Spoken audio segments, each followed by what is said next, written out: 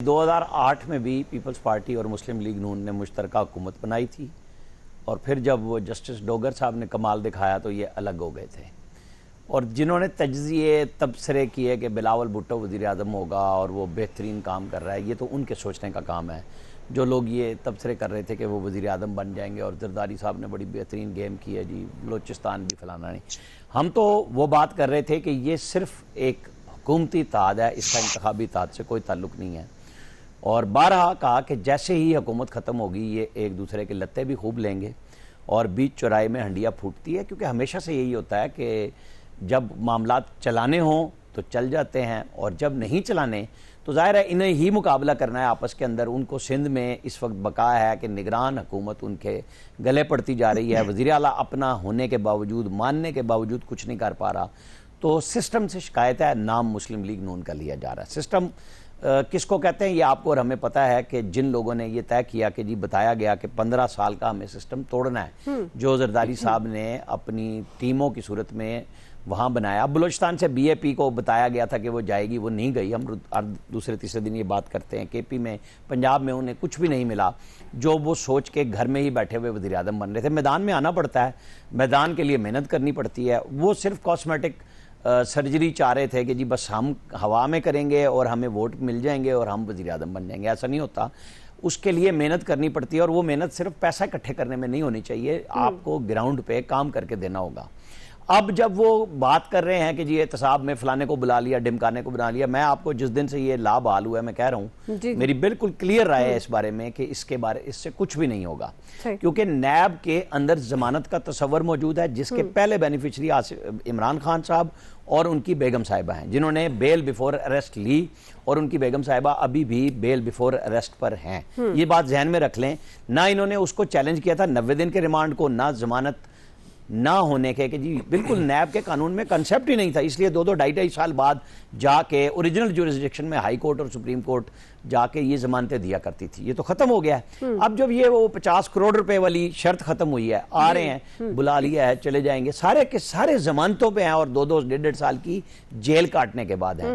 ये ऐसा नहीं है कि हम ये तासुर ले लें, खुल गया। और अभी 3 तारीख को बैठेगा प्रैक्टिस एंड प्रोसीजर बिल, उसके ऊपर रिव्यू भी जाना है। आपको पता है कि आज फैजाबाद केस था, उसके अंदर जिसने रिव्यू लिया था, चीफ जस्टिस साहब मजे लेते रहे, पूछते रहे कि यार बता तो दो कौन कह रहा था कि रिव्यू डालो और कौन कह रहा है नहीं, क्योंकि उनको भी पता है कि कोई नाम तो लो ना ताकि केस चले। और जो फैसला होना था वो हो गया कि आप इंप्लीमेंटेशन बताएं। अब इंप्लीमेंटेशन तो फैसले में लिखी हुई है कि आपको किसके खिलाफ क्या एक्शन लेना है। अब ये फेडरल गवर्नमेंट पे भी आता है, ये डिफेंस मिनिस्ट्री ने चूंकि रिव्यू डाला था उन पे भी आता है और उन्होंने कहा है कि अटॉर्नी जनरल ने कि हम लेके आएंगे। चीजें अभी बड़ी मजे की हैं, दिलचस्प सूरत हाल डे बाई डे इख्तियार करेंगी। हमें जज्बाती नहीं होना चाहिए, ये खेल है। सियासत इसी चीज का नाम है। राजनीति सिर्फ सियासतदान नहीं कर रहे होते, वो जिन के हाथ में इख्तियार होता है, चस्का होता है इख्तियार का, वो चख चुके होते हैं, वो इस मजे से और चस्के से पीछे नहीं हटते। लिहाजा वो शाहिद खाकान अब्बासी जिनको 1 साल की वजारत उज़्मा दी गई और मिफ्ता इस्माइल जिसको 2 दफा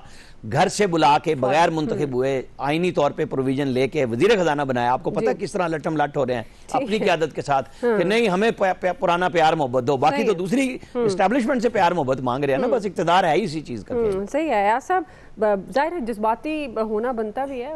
हम जो मौजू सामने होता है हम उस पर बात करते हैं, जब तक जज्बात शामिल नहीं करेंगे तो जाहिर है वो उस तरह फिर बात बनती नहीं है।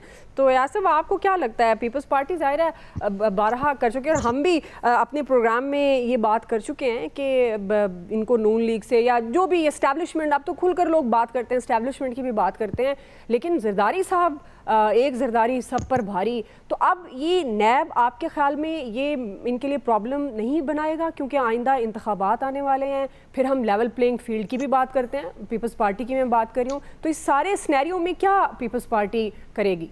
देखिए नैब में से तो कुछ नहीं निकलेगा, ये बात बिल्कुल ठीक आमिर कह रहे थे। सिर्फ ये है कि ज़ाहिर अब मतलब वो कैंडे में रखने के लिए कुछ चीज़ें की जाती हैं ताकि वो एक बना दिया जाता है एक दायरा के, बस इस दायरे से बाहर आपने नहीं आना।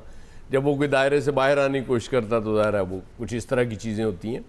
दूसरा आप ये जहन में रखें, वो जब जरदारी साहब हवा के घोड़े पे सवार थे और वो बिलावल साहब को भी लग रहा था कि नेक्स्ट प्राइम मिनिस्टर वही हैं, उस वक्त ज़ाहिर है एक डील हुई थी उनकी नो कॉन्फिडेंस मोशन के हवाले से जरदारी साहब ने, नो डाउट वो आमिर एतराज़ कर रहे हैं कि पैसा क्यों इकट्ठा करते हैं। इन्होंने देखा नहीं कितना पैसा खर्च करना पड़ा था उस वक्त उन्हें, बेइंतहा पैसा तो खर्च ही सिर्फ जरदारी साहब ने किया था। नून लीग का तो ज़ाहिर है उस वक्त हॉट केक था टिकट, वो तो टिकट पे वो मेरे पछाड़ने वाले राजा साहब समेत लोग आ रहे थे नून लीग की तरफ कि जी बस टिकट एक दफ़ा मिल जाए नून लीग का, उसके बाद हमें कोई हरा नहीं सकता, हम जीत जाएंगे। वो अलहदा बात है कि बाद में वो उस टिकट की वैल्यू नहीं रही। आप देख लें राजा साहब फिर बहुत अहम वज़ारत पछाड़ लिया जी उन्होंने, पछाड़ लिया महीने बाद राजा साहब को पछाड़ लिया उन्होंने। अब इशू ये है कि जब सिलेक्शन कमेटी चेंज होती है, जी जी, स्पेशली जब चेयरमैन सिलेक्शन कमेटी नया आता है, तो जाहिर है उसकी कुछ अपनी प्रायोरिटीज होती हैं, कुछ उसको प्लेयर्स कुछ अच्छे लग रहे होते हैं, वो जो पिछली सिलेक्शन कमेटी खिला रही होती है उसको बड़ा बुरा लगता है। मतलब मैं क्रिकेट की मिसाल दे दूं, जब सेठी साहब आए तो बाबर आजम की कप्तानी के खिलाफ बहुत एक कैंपेन चली कि उस वक्त लग रहा था कि बाबर आजम को शायद कप्तानी से हटा दिया जाएगा, लेकिन वो टीम में चूंकि बहुत ज़्यादा इत्तेहाद बहुत ज़्यादा था इसलिए वो नाकाम हुए। अब फिर कोशिश तो की जा रही है, लेकिन जाहिर है इसी तरह जब सिलेक्शन कमेटी चेंज होगी, जिस कमेटी ने आपको सिलेक्ट किया था, जाहिर है वो जब घर चली गई, उनकी जगह नई सिलेक्शन कमेटी आ गई, तो जाहिर है उनकी अपनी प्रायोरिटीज़ हैं, उनकी अपनी पसंद नापसंद है। फिर वो जरदारी साहब की हालत या पीपल्स पार्टी की हालत वही हो गई कि जिन पे तकिया था वही पत्ते हवा देने लगे। ये होता है, ये 29 नवंबर को चेंज हुई थी जी कमेटी। सिलेक्शन कमेटी तो चेंज हो गई ना राणा साहब, वो आपको भी पता है। वो जो जिस सिलेक्शन कमेटी से बात हुई थी वो उसके खिलाफ तो मेरे कायद भी आपको पता ना आए थे मैदान में कि जी वो 6 लोगों से अब वो 9 मई पे आ गए हैं। अब वो सारा बयानिया 9 मई के इर्द गिर्द घूमेगा। अब वो ये दोनों चलेंगे, फिलहाल कोई नाम नहीं लेंगे, वो तो जब अब मेरे ख्याल कायद आएंगे तो उसके बाद ही शायद दूसरा चलाएंगे। अभी तो मुझे नहीं लगता कि वो दूसरा चलाने की पोजीशन में है। अगर होते तो जाहिर है वो उससे पीछे नहीं हटना चाहिए था, PMLN को वजाहतें नहीं देनी चाहिए थी, उनको खड़े हो जाना चाहिए था कि जी ऐसी की तैसी ये बयानिया है और कायद ने कह दिया। लेकिन मुझे लगता है कि PMLN में वो जो मुफाहमती अनासर हैं वो ज़्यादा हैं इस वक्त, वो इस वक्त कायद पे हावी नज़र आ रहे हैं। मुझे नहीं पता कल को कायद आके शायद उनको साइड लाइन कर दें। सर आपको नहीं पता कायद अपने नहीं कायद इनके हवाले से चूंकि प्रेशर बहुत है। असल में उनके सुरखेल तो मेरे छोटे कायद हैं, वो 16 माह वाले, वो क्या कमाल परफॉर्मेंस रही है उनकी।